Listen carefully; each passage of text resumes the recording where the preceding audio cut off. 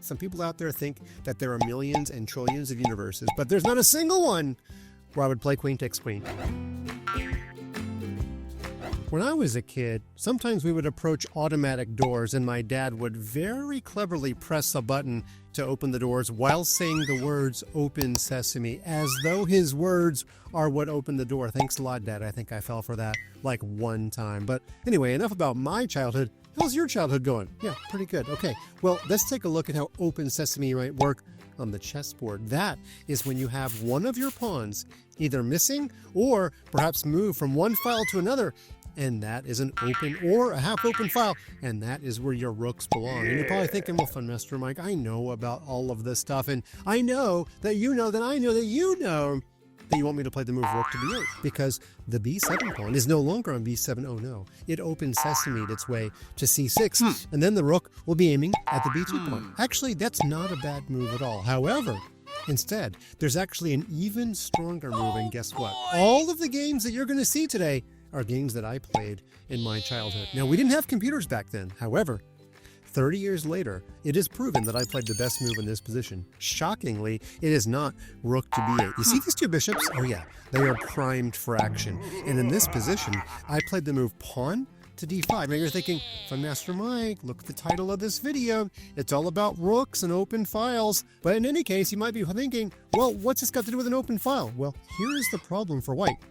If the queen moves pretty much anywhere, I can take this knight and I can rip open the white king side. Happy, happy, joy, joy for me. Now, you might be thinking, oh, but Fun Master Mike, you actually hung a pawn. Ooh, or did I? Because it is Open Sesame. If the queen takes the pawn, there will be no pawns at all on the e-file, and I bet you can see some tactics coming. In fact, my opponent did take because there's not much better.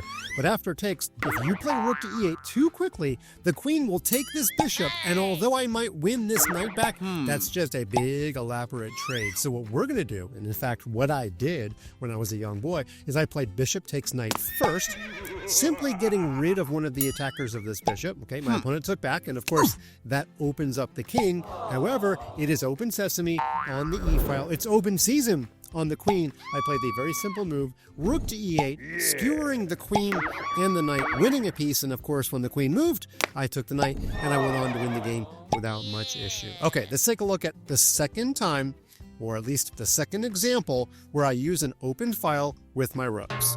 Okay, this game was played a little bit later in life, but you know what? It actually starts out the same way. I wanted to, again, remove this knight, because in this position, if the knight's gone, I'll have a double attack on this pawn. So I simply took. My opponent took back with the pawn. You'll see why in just a moment. And I played pawn takes pawn, winning a pawn. Now, my opponent probably thought that he might be able to get the pawn back by playing queen to b5 check. However, remember what I always tell you. Never answer an attack with an attack unless, I don't know, I'm standing right beside you and I give you my written permission. But even then, I'd probably give you my verbal permission. Okay, so it's a little bit weird. But here, you should just save your bishop. Just move it back to e3. Now, black is still better, but you've limited the damage to only one pawn or so. Instead, queen to b5 check. Now, it's an interesting try, right? It does check the king, and it does double attack this pawn. The problem with this check is that it unguards the c2 pawn. And today's all about those open files. It's all about that base, those open files. Yeah, I can't really make that work into a song. Okay, so instead, queen to b5 check, and I decided not to just give away my pawn. I played queen to d7. This actually does a couple of things. Number one, it offers a trade, which is something you want when you're ahead like I am. And number two, white cannot exactly capture this pawn with the bishop because his queen's hanging. And of course, he can't take with the queen because his queen is still hanging. So my opponent traded. But then after king takes, I get to keep my pawn. And because of the attack on the bishop, he doesn't have time to save this pawn. I am going to dominate the c files. The bishop moved. My rook took this pawn on c2. And you can see I am up a mountain of pawns. Now the game's not over because I want to show you how I dominated the c file. But I also want to give you a warning. I almost lost this game. And you might be thinking, Fun Master Mike, how could you possibly lose this game when you have all these extra pawns and you have the most dominant piece in the form of the rook? Hello. And also, if you lost this game, would you really put it in a YouTube video? Actually, yes, I put a lot of my losses on YouTube because they're quite instructive. But here, I do want to show you that I almost lost. Not quite, okay? So the knight came to c3. And you're thinking, oh, okay. Well, dominant rook, right? This video is all about open files and how rooks can do good damage. You're just going to take this pawn. Ooh, but now comes one of those really special rules of chess. In fact, this was covered in a recent YouTube video that's Test Your Memory. That's see who are my superstar subscribers out there who watch every video. Is that you?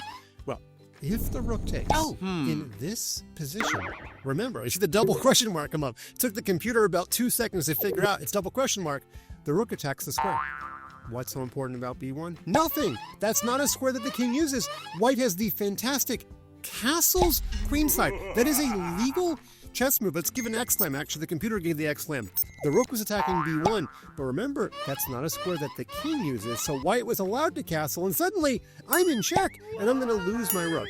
That kind of tactic happens about once a lifetime, and you know what? It almost happened to me, but almost doesn't count, because I didn't take, I saw that coming. Instead, I played knight f6. Okay, that was a close one. And yeah, it would have been a little bit embarrassing, okay? But let's continue to see how I dominated the open file. Now, my opponent played knight a4. I'm not really sure why he decided to guard this pawn. After all, I still can't take because of the castle's queenside trick. This knight is now relegated to the side of the board. That knight has been exiled like Napoleon on the island of Elba, or maybe St. Helena, or I can't even name all the different islands Napoleon was exiled to, but that knight is suffering the same fate. Okay, now, in this position, I do think that white will one day challenge my rook. Maybe he'll play rook to c1 right away, or maybe he'll castle to connect his rooks. Then, when he puts the other rook on c1, and I take, he can take back. The point is, I have the best rook on the board. I do not want this rook to trade for either of white's rooks, so I played my other rook over to c8. That stops him from playing rook to c1 because I'll have two attackers on the rook on c1. And in case you haven't figured this out yet in math class, 2 is better than 1. Okay, so my opponent castled. Now I suppose in this position, he is maybe thinking about playing rook c1 anyway, but if I trade off all the rooks, that does get me closer to my goal of just having extra pawns in the endgame. So I played the move knight to d5, thinking about making more trades. My opponent played rook to d1, thinking, hey, you know, if I'm Master Mike, your rooks are dominating the c file, I'm going to dominate the d file, I'm going to pin your knight. But my king just sidesteps the pin, king to e6, and because I have the protection of this pawn, I think my king is relatively safe, and of course, my king defends my knight. My opponent played a3, not really sure what that move is all about, but I played knight takes because I'm all about those trades. Okay.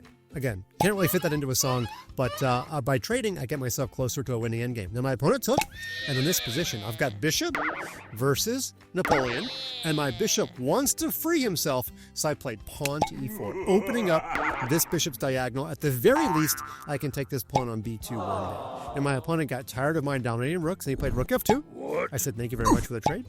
The king took, and of course, my first rook replaced my second rook on that dominant position. He's on both an open file and on the 7th rank, exactly where rooks like to be in the endgame. The king moved to g3. Here I simply played pawn takes pawn, and of course I can take this pawn whenever I feel like it.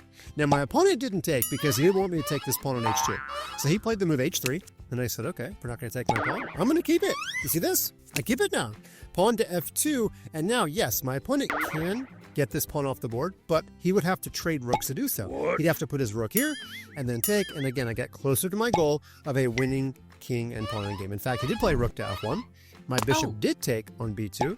He did take on f2, and then I gave a little check. The king moved to f3. I made a trade.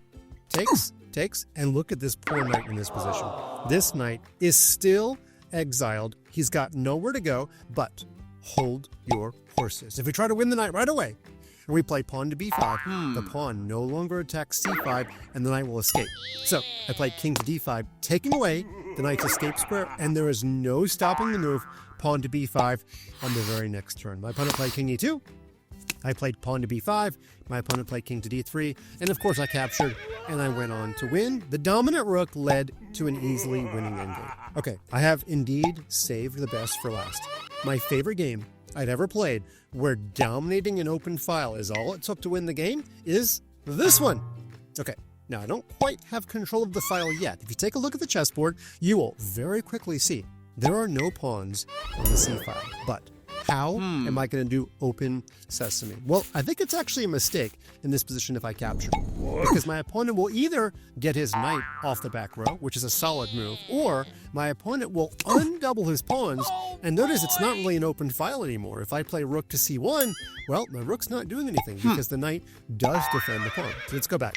It was not my goal to play rook takes rook here. It was actually my goal to make my opponent play rook takes rook, because then when I take back, I control the file. But right now, nobody's blinking. Nobody wants to play rook takes rook because we will each be helping each other's position. We call that tension. Oh yes. Can you feel the tension? Can you feel the excitement? Okay, what I want to do though, I want to get him to play rook takes rook. Now, can I just tickle that rook? Can I tickle him? Can we wiggle him back and forth? No, you cannot tickle a rook in chess, but you can attack the rook and then make it move, which is kind of like tickling. So I played the move pawn to b5, trying to get my opponent to play rook takes rook. And you know what?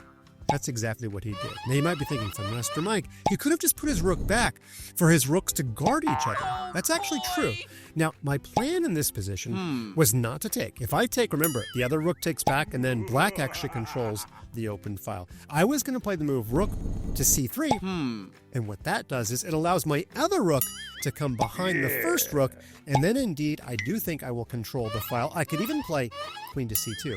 Rook, queen, rook. That is a powerful combo. We actually call that Alekhine's gun. So that was my plan. But he made it a little bit easy on me. He played rook takes. Now in this position, I can probably play rook takes, even though I lose the a3 pawn. Okay, now rooks are better than queens on open files, but because I was particularly protective of all my pawns, I decided to capture back with the queen, because after all, I control the open file. I can always get the rook up and over whenever I feel like it. Now my opponent played the move queen to d8, and you're going to see a lot in the remaining moves of this game. I'm always predicting my opponent's moves. When my opponent makes a backward move, I'm especially suspicious. Why would the queen go backward? Well, for me, this was a very easy answer. This queen wants to go to c8 and wants to challenge my queen. He wants more tension. But when you know what your opponent's going to do, when you take that little bit of time to get inside your opponent's head, you can rattle around in there and, well, you can actually confuse your opponent, or you can thwart your opponent's plans. Wow, that's a weird word to say on my video. Thwart. Yeah, okay, it almost sounds like 17 syllables, even though I think it's just one. Okay, so back to chess. We know the queen is going to c8, so I played queen to c3. That allows my rook to plop behind my queen when he challenges me. There were other good moves in that position, but basically any move that got my queen and my rook, both of them, to the open file, that's what we're looking for in this position. By the way, one other thing we're going to see a lot in this game is that this knight is completely stuck. He can't go there, he can't go there, and he can't capture his own pawn. That's a special rule that probably you knew before I just told you. So he's basically playing without a knight. Now he did play queen c8. Hello. Of course, there is no universe in which I'm going to take this queen. I know, some people out there think that there are millions and trillions of universes, but there's not a single one where I would play queen takes queen, because then the rook would take back and black would control the open file. So let's keep the tension and play rook to c1. Now I'm double attacking this queen, and well, my opponent didn't just want to move his queen here and then move his queen here and then, I don't know, move her again, even though probably that's the best move. Instead, my opponent played queen takes, and I played rook takes, and there's now no more challenging this rook. Obviously, rook to c8 is the absolute worst move in the history of chess because it allows checkmate in one move. So there's no way that black is going to challenge my rook. Now, my opponent played a6. He was crossing his fingers and hoping, Fun Master Mike, please take my pawn. But then the knight takes, the knight gets out, and you know what the knight also does? It guards c7, which is the exact square my rook wants to invade on. So, remember, when you rattle around your opponent's head, you can thwart their plans. So I played a4, simply keeping a pawn on the b5 square, and basically my pawn right now is better than my opponent's knight. Now he played rook to d8, not really sure what else to suggest, but remember, we're always trying to get inside the head of our opponent. I think he wants to play d6 one day to help his knight get out. But if he plays d6, I can always take, and if the rook leaves the back rank, there's gonna be a checkmate on c8. So really in this position, I don't think he's threatening much, but I do know that one day he wants to play d6. I played rook c7. And my idea is to use that open file and come over to b7 and attack the knight, which will mean the rook is permanently glued to the knight. And by the way, it also means that the b6 pawn is going to fall. Now my opponent played h6, just making sure that there's no more back rank checkmate. Honestly, I probably could have played the same thing, h3 or h4, but I went ahead and played rook to b7. Now my opponent took, and of course I took back, and my opponent made a cheeky little threat. Rook to c8. For Master Mike, maybe you won't see it. Rook c1's mate, but of course I saw it. King f1, after all, I want to activate my king anyway, so why not play king f1 to get out of the checkmates? Now, I guess he could check me, but the funny thing is, when I move my king, I'm threatening rook takes knight, and the only way to save the knight really is to run all the way back. So I'm not worried at all about a single check. Instead, if we go back to this position, my opponent played the move king f8, and I simply took this pawn. Again, this knight can't move, the rook is glued to the knight, everything's good in fun Master Mike land. My opponent played king e7, and we have a very fun finish, which you're going to want to stick around for. Okay, the game is already won, but you're about to see a checkmate that I don't think I've ever shown. I played king e2. My opponent played king to d8. Now, let's take another timeout. We got to rattle around in our opponent's head one more time, because if we're not careful, if we just play some random move like we continue to activate our king, let's go ahead and put it on the board. Uh-oh, now we've got a problem with our rook. I could definitely see the king coming up to the square c7, and our rook is getting really, really low on squares. Now, technically, he can go to d6. That feels like an awkward place for a rook. I don't even want my opponent's king to get that far up the board. So I played the move rook to b7, which simply stops the king from being able to invade. After all, I can always move my king to d3 later in the game. And of course, now if he ever pushes, well, I just start taking all the rest of my opponent's pawns. My opponent played king e7. I played rook back to b6, and he's thinking, oh, Master Mike wants a draw. But no, I only repeated moves once. Then I finally played a new move, king to d3. My opponent played king to e6. What does he want to do? I think he wants to activate his king, so I played knight h4, keeping his king out of this square.